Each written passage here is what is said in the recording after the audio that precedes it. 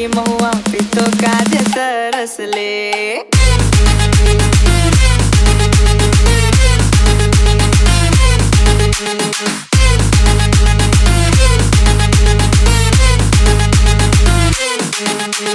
DJ Goldu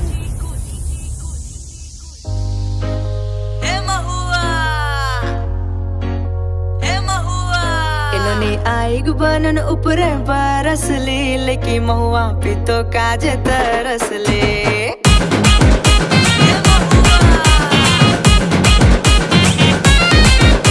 केरी से दखाउन खाले बसली लेकी महुआ पितो काजे तरस ले।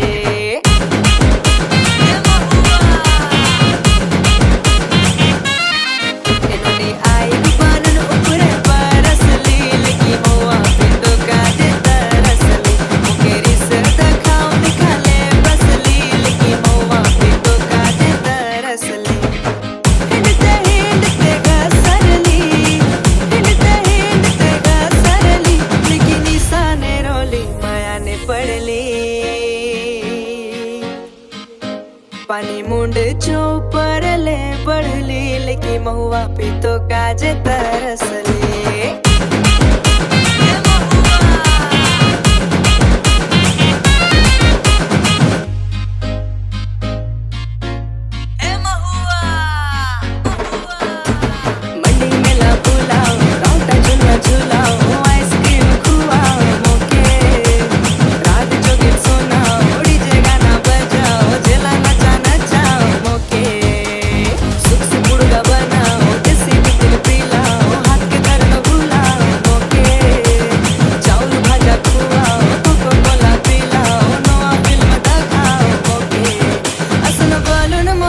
परेशान कर ली